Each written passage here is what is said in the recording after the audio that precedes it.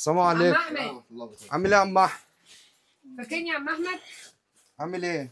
فاكر فاكرني الدكتوره؟ انا دكتوره مي اللي عامل جيت ايه؟ غسلت زوجتك. الدكتوره اللي غسلت امي. مالك ده يا عم بقى أحمد؟ ابنك التاني ده. مالك في ايه؟ متضايق شويه. متضايق من ايه؟ تعبان جسمي كله وجعني. تعبان؟ اه تعبان من ايه طيب؟ واحنا هنساعدك. واحد ايوه ايه؟ وجعني جسمي وجعني. جسمك وجعك؟ ده حسام يا عم احمد. طيب الف سلامه عليك.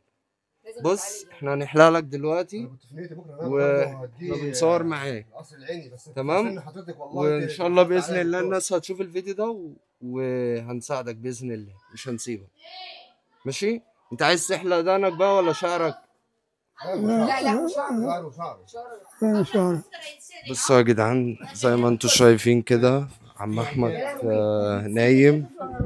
نايم وتعبان، واحنا دلوقتي هنحلق له، وهو يا جدعان بيقول له هو تعبان قوي. احنا دلوقتي في حاجه عظيمه. هنعمل اللي ربنا يقدرنا عليه معاه. وعم احمد عايزين يا جدعان نقف جنبه بالله عليكم. الدكتوره بصراحه الله يبارك لها هي اللي جدا الله يبارك. تعالي كده يا دكتوره. والله بجد يا جماعه انا فخوره جدا بجد. انا اول ما كلمت استاذ حسام استجاب معايا جدا. انا الحمد لله بفضل الله بعمل كده مع الاموات، لكن هو الصراحه انا فخوره بيه جدا ان هو بيعمل كده مع الاحياء. يعني كل واحد برضو ربنا فاتح له باب. اول ما كلمته قلت له انا عندي كذا حاله هنا في عزبة الجرجس، ما تاخرش وبدى حالات اللي انا قلت له انا يعني شفتها بعيني وما تاخرش الصراحه. الله يبارك لك. هو متضايق من ساعه والدتي يا دكتوره. هو قلت لي مفيش من اي حاجه. هرفعه لك وهعدله لك. ماشي. تعالى طيب من هنا معلش. ماشي انت بتخلي بالك منه؟ اه طيب مين اللي بيغير له يا حسن؟ انا بغيره. انت اللي بتغير له صح؟ بطلع جلاليبه وبغيره. اه نفسه يطمن على بابا. طمن على ابويا.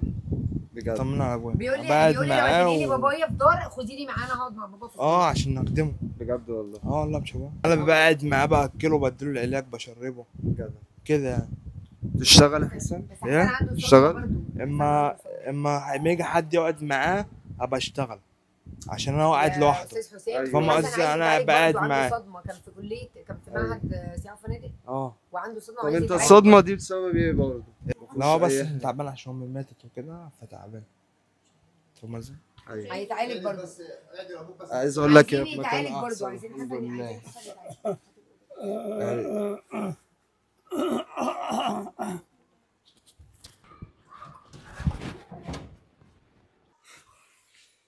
بصوا يا جدعان دلوقتي الحمد لله احنا حمينا عم احمد، وزي ما انتوا شايفين كده يا جدعان عم احمد عايز يتعالج اعصاب، وعايزين ان شاء الله باذن الله نوديه مكان كده. وعم احمد تعبان قوي يا جدعان. بصوا كده احنا لسه محميينه والحمد لله يعني. يا عم احمد ايوه انت مبسوط؟ ها؟ الحمد لله. طب قول لي، انا عايزك تقول لي انت عايز ايه عشان خاطر اساعدك. ها؟ عم احمد مش قادر يتكلم يا جدعان، مش قادر يتكلم. انزل لكم الفيديو ده يا جدعان وبالله عليكم عايزين كلنا نقف جنبه. ماشي؟ يلا باي باي.